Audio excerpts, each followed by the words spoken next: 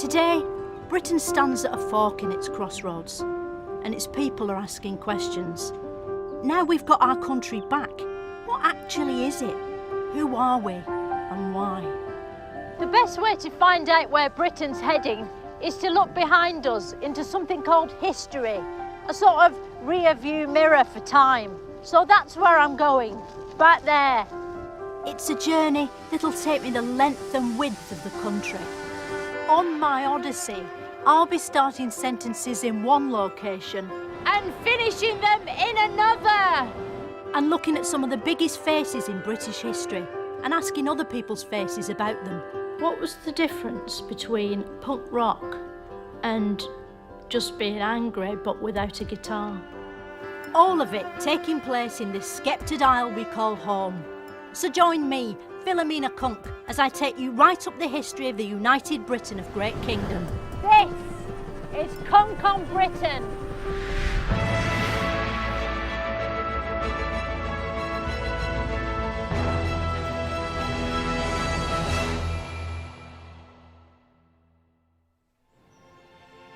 Throughout this series, I've been on a journey up through Britain's history. Now I'm almost at the end of that road, at the point where olden times end and now times begin. A time when the archive footage goes colour at long fucking last, and some things you might have actually heard of happened. It's the story of how Britain went from the 1960s to this very moment now. And this moment, and this one, and also this. And found itself here and now at the arse end of history. Britain had been uptight ever since Victorian times, and having 2 world wars on top of that had really knocked the fun out of everyone. Men had to wear bowler hats issued by the government, and their only form of entertainment was reading boring newspapers. They weren't even allowed to get erections and had to make do with a stiff upper lip instead. Meanwhile, women had to stay at home washing clothes, raising hundreds of children by hand and agreeing with their husbands. The only form of personal expression they were allowed was wearing pointy glasses. But all that was about to change, thanks to 4 boys from Liverpool, George, Ringo and their guitarists, a pop band called the Beatles. Some brave volunteers among the British police elect to act with heroism above and beyond the call of duty and escort the Beatles to their car. These Beatles didn't have 6 legs, they had 8 legs, like a spider. Everywhere they went, girls screamed, like with a spider. But unlike spiders, the Beatles never crawled into anyone's mouth when they were asleep. Instead, they sang, which scientists claim spiders don't. The Beatles started from humble beginnings. In the early days, they couldn't afford individual haircuts and had to copy and paste the same one onto each of their heads. And they had to share a microphone to save money. But their catchy jingles were so infectious, they soon led to an epidemic called Beatlemania. And the Beatles wanted to hold your hand, which only made the disease spread faster. Soon it spread across the Atlantic to America, a country which was still there. There are rumours around that this is Britain's revenge for the Boston Tea Party. While the Beatles were in the USA, they started to become influenced by the hippies, which were sort of American wombles. They experimented with a drug called Lust, which made the users see and hear things that weren't really happening. A bit like Netflix, their music turned psychopathic. Rather than churning out more simple love songs, thanks to psychopathic drugs, the Beatles began to sing about deeper, more meaningful things. We all live in a yellow submarine, yellow submarine, yellow submarine. The Beatles created some incredible music whilst they were on drugs. Did they not have dope testing back then? How come they weren't disqualified from the charts?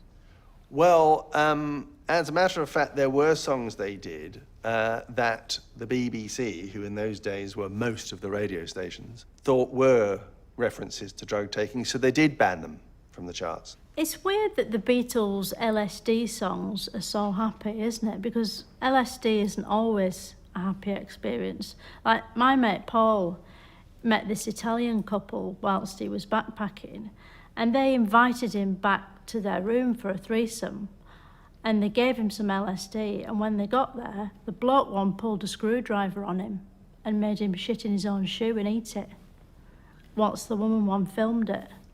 And that's a side of drug use that Paul McCartney doesn't sing about, isn't it? No, I think luckily that kind of experience never came his way.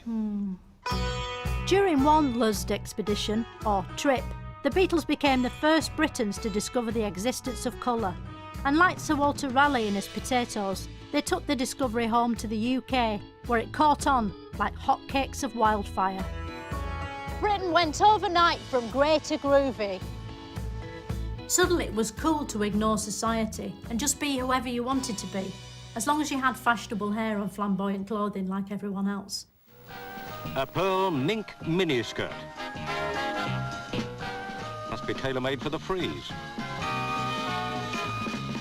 Were mini skirts actually shorter, or did they just appear that way because people's legs were getting longer? They were actually quite a lot shorter, and they got shorter as the 60s went on. Was there a mini skirt for men? You know, like trousers that just stopped under the balls? No, there wasn't a mini skirt for men. That seems like a shame. For whom? For men, so they didn't feel left out, you know. And it must be nice to have that sort of air circulating. But it wasn't just clothes that were changing. The sexual revolution was coming, and the country was lapping it up. Most of the change was due to this, the pill. A condom you could eat, a sort of get-out-of-child-free card that meant at last women could have sex for fun with any man of their choosing for 2 or 3 minutes, until he spaffed off, rolled over and went to sleep. Some women were having so much sex they decided to burn their bras because it was quicker than putting them on and taking them off all the time. Free love was all the rage. Thanks to the pill, sex was turned on its head, and its back, and over the table. People let it all hang out, like your dad doing the gardening in loose shorts. And the law was catching up with the times. For years, homosexuality was illegal, and gay men were sent to prison, where as punishment they'd have to share a tiny room with a man for years. But in the 60s, same-sex sex was decriminalised. It was a time of liberation. Soon everyone in Britain was swinging, except convicted murderers, because hanging had just been abolished. For the first time ever, Britain was cool, not just the weather. Britain even decided to be cool at sport. England, the posh bit of Britain, brought back memories of the war by beating the Germans again. This time they bounced a ball into a net rather than a bomb into a dam, killing far fewer civilians and coining the infamous phrase, "They think it's all over," presented by Nick Hancock. Things were really locking up. But the fun, like a Toblerone, couldn't last forever. And almost as quickly as the 60s had arrived, they were over. Give or take 10 years. And now it was the 1970s' turn to happen. The 1970s was a time of great change, and the first change was the economy. Britain had a new Prime Minister, Edward Heath. With his love of yachts, classical music and church organs, Edward Heath seemed to be a real man of the people. But Heath soon found himself facing a financial crisis, the likes of which the world only sees about every 10 years or so. Thanks to inflation, prices were getting bigger while wages were getting smaller. The country was in chaos. Britain was said to have the British disease, and there was no known cure, apart from not to be Britain anymore, which is why Ted Heath insisted we should become part of Europe. Soon Britain entered the European Common Market in what should have been called Brentrance, but wasn't. It was so perfect, we held a referendum to check whether Britain should stay in Europe. Yes is now showing at 67% and the no vote at 33%. And it turned out everybody was happy with the idea, as a majority secretly are today, but daren't mention. But things were still rubbish. There was rising unemployment, widespread industrial action, and an energy crisis, which meant for the first time people had to justify how much electricity they were using. But elsewhere on the estate, 1 bar of an electric fire was heating a defiant old-age pensioner. If we don't need 2 bars on, well, we don't have 2 bars on. If we need 2 bars on, then put 2 bars on. It's logic, it's human nature. So if the weather suddenly turns very cold again, you're probably going to have to put the other bar on, I'll put the other bar on and the reflector. I'll have the lot on. Soon power cuts became all the rage. Because the lights kept going out at a moment's notice, plunging everyone into darkness, there was no point dressing nicely. And as a result, the world of fashion decided to simply give up. Every item of clothing in the world went off overnight, and the sickness spread to haircuts, which caught Dutch elm disease and became horribly disfigured. Even the air in the sky started to look dingy and awful, and like it was all filmed underwater. To cap it all, in Northern Ireland, a civil war was breaking out, but so as not to scare anyone, they didn't call it a civil war, they just called it the Troubles, like it was a tummy bug or something. People were angry, and all that pent-up fury had to go somewhere. Conditions were ripe for a musical explosion known as punk.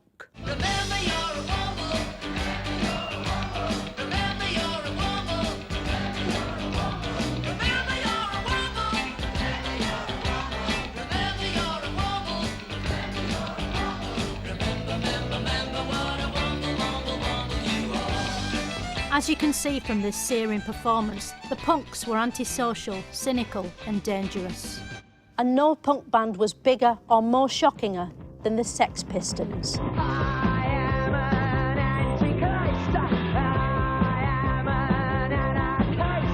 had shocking names like Johnny Bottom and Sid Knickers, and they wore shocking homemade clothes and put hankies on their heads, hence their famous call to arms, handkerchiefs in the UK.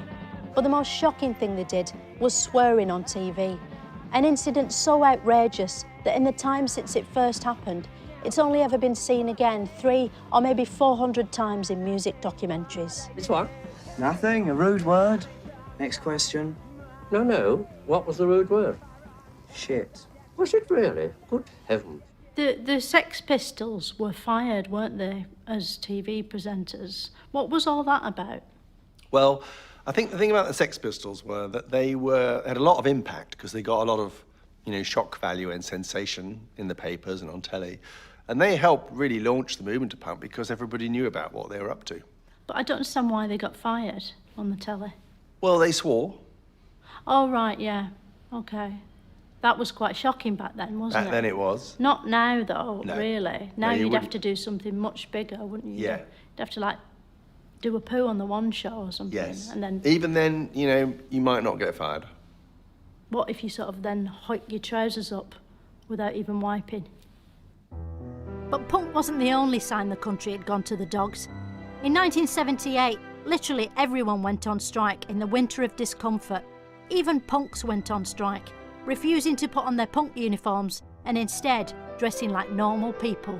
Something had to be done, so it was decided to start the 1980s a year early with the election of a new Prime Minister in 1979, Margaret Thatcher, street name Mrs.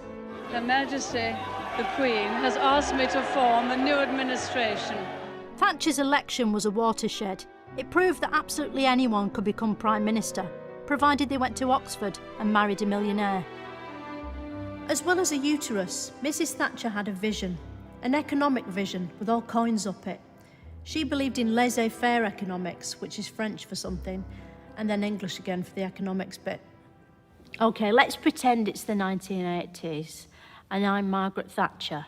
This is a political interview. What would you ask me? I think I would start by asking if this was the early part of her period in office, why she was setting interest rates so high, why she was allowing the exchange rate to go so high in a way that was really damaging British industry and causing a huge rise in unemployment, and didn't she think that she was causing huge unnecessary suffering? You're not expecting me to answer that, seriously. Mrs. Thatcher had saved the nation from chaos with her tough economic policies, and a grateful nation erupted into lively street parties. The sense of jubilation continued during the royal wedding of the century. It was a dream come true, as the then future and still future King of England, the Prince of Charles, married one of the 3 people in his marriage, the future Queen of Hearts, Lady Diana Frank Spencer, in a wedding just like something from a fairy tale, except without a wolf or dwarfs or a beanstalk, or a happy ending. But while people waved flags like idiots at home, trouble was brewing overseas, at a faraway corner of foreign Britain known as the Isle of Falklands Island. This island was invaded by Argentinas, who'd mistaken it for an identical island they'd left lying around in exactly the same place a few centuries ago. Mrs. Thatcher immediately fought back by bravely ordering troops to fight and die on her behalf. And soon, that famous flag, the Union Jack, was flying over the Isle of Falklands Island once again. Beating the Argentines at war sealed Mrs. Thatcher's reputation as a tough guy so much that people started to call her the Iron Lady. And she soon got another chance to prove how hard she was, not in a major war, but a minor strike. During Mrs. Thatcher's reign, there was the miners' strike, wasn't there? Yeah. Why was it considered minor? It wasn't considered minor, it was a strike by miners, people who go, underground and dig out coal. Right. What's a mine? So a mine is the underground construction where you dig out the coal. Right. What's coal? So coal is this black rock that you burn. Right. And that's grown underground. And that's underground. So the miners go in the mine. They do. And they get the coal. And they get the coal. And then they went on strike. Yeah. The miners struck their strike in 1984, led by their leader, Arthur Scarface. If we've got to stop out, well, November or December, we'll beat this coal boiler. Thatcher refused to back down, and soon the two sides were at war. A class war. The rich police on their horses in their smart uniforms, and the poor dirty miners fighting with bits of coal. It was like something out of the Russian Revolution, except it was happening here, in Britain, somewhere near you, if you live near a mine. The miners' strike, perhaps the most bitter dispute Britain had seen in years, tore generations apart before ending in 1985, one whole year before the terrestrial broadcast premiere of the BBC sitcom Brushstrokes.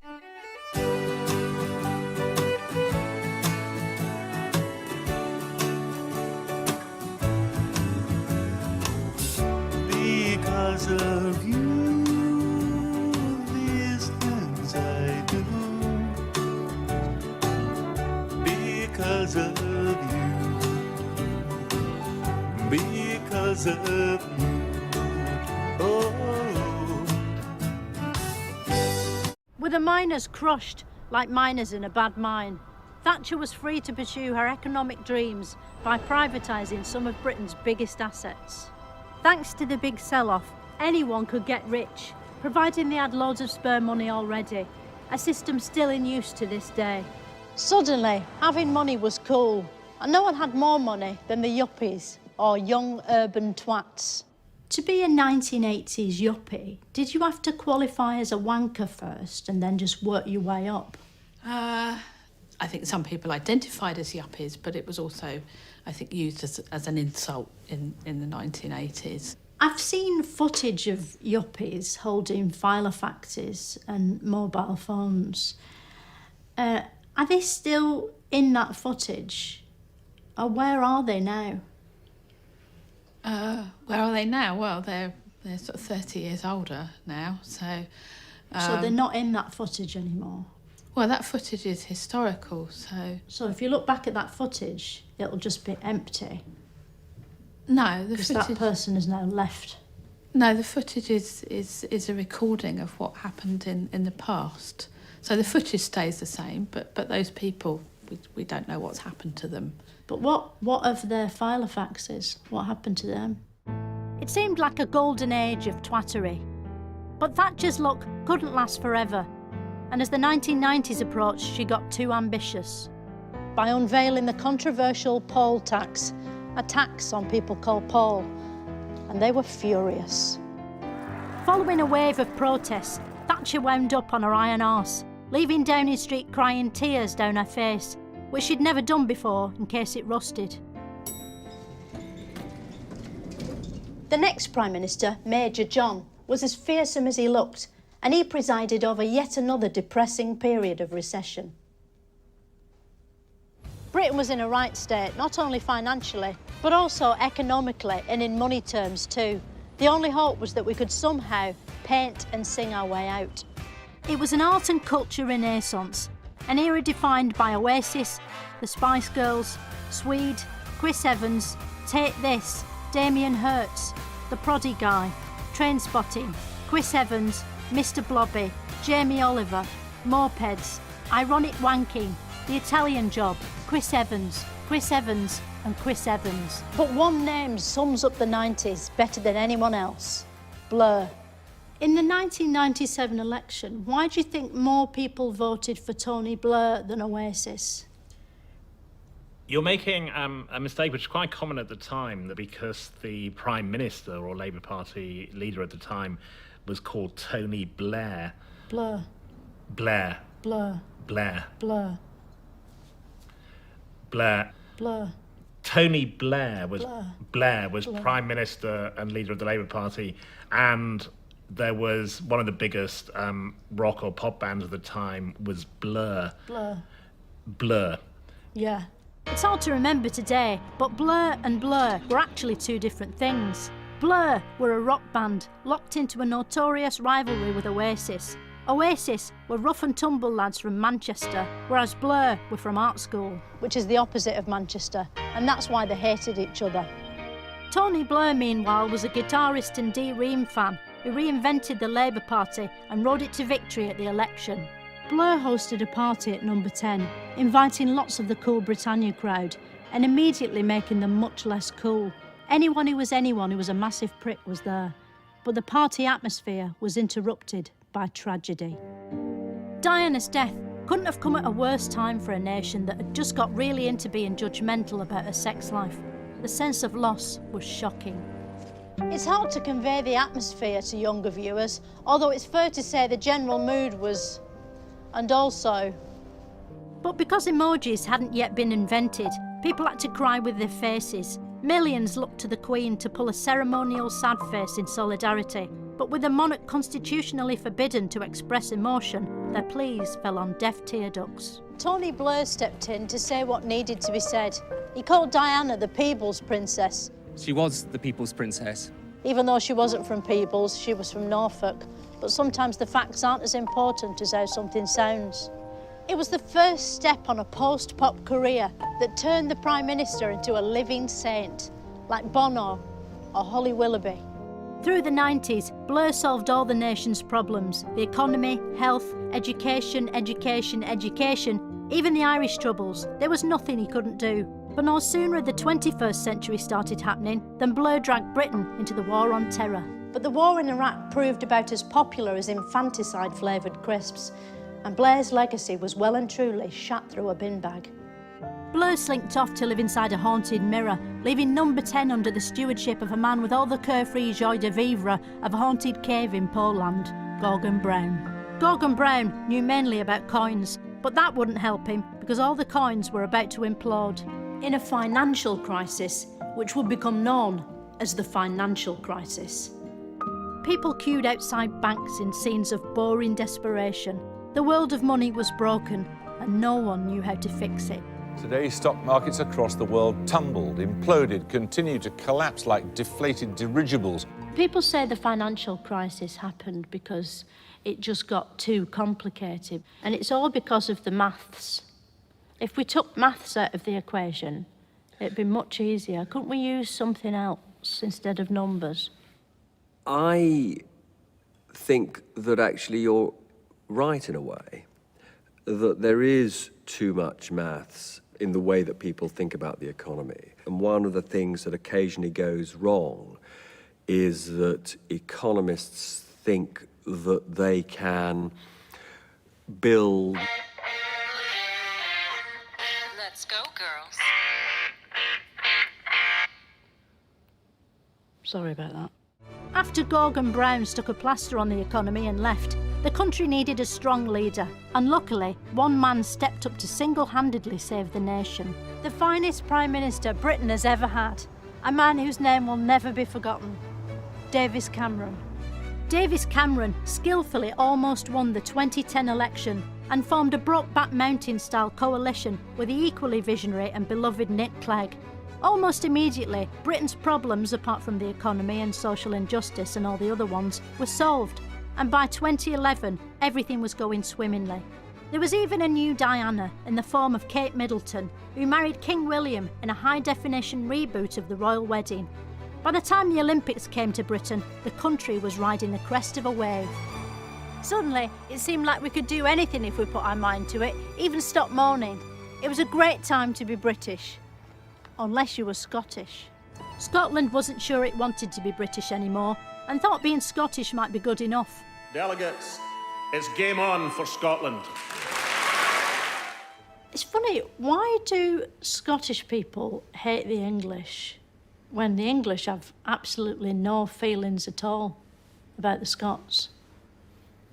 I suppose it's a bit like a marriage of an old couple. It's as though Scotland and England got married when they were young, and it's constantly under debate whether they're better off staying together for the sake of the pension and the house, or if they should get divorced. Do you think England snores? England looks to me like the kind of person that snores. The Scots held something called a referendum, which is a way of asking the public what they want to happen and then actually taking them seriously, unlike in an election.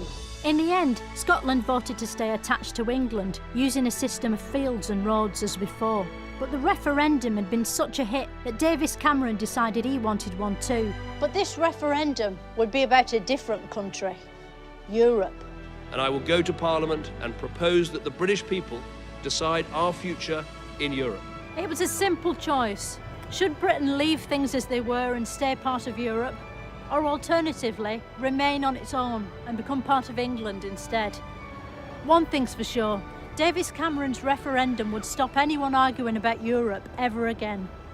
When the sun rose on the 24th of June 2016, with it came the news that Britain had voted out. Brexit was happening, and everyone was delighted. That is now statistically, mathematically there, that the Leave campaign have won. The Brexit result shook everything up. Suddenly, Davis Cameron was out, Theresa May was in, and Jeremy Corbyn was sexually attractive. The future of Britain is now more uncertain than any point in the past, which is the opposite of its future. Right now, is Britain at an important moment in history, or a significant one? I'd say really important. Not significant. Well, both. What if you had to choose one? Important. Not significant. Just because it's important doesn't mean they can be both. They can be important and significant. Not in this. Okay. You have to choose one. If I'm going to choose one, yeah, I'll choose important. So it's not significant. Throughout this series, I've charted the story of Britain, and it's a story that ends here, with the country once again at a turning point between a rock and a harder rock, closing one door with a foot in the past and opening another with an eye to the future. An eye that's looking at itself in the mirror and asking the question, what sort of massive country am I? Can the nation that withstood Romans, Vikings, plagues, great fires, rippers and Hitler survive itself? Will it draw upon the spirit of King Arthur, Lord Nelson, Queen Victoria, Charles Darwin and Andy Crane? Who will the Britain of tomorrow look like, and why? Britain didn't get to have a long history by ceasing to exist or being born yesterday. The one thing we can be sure of is that Britain is Britain, and it'll stay that way forever, until it's not.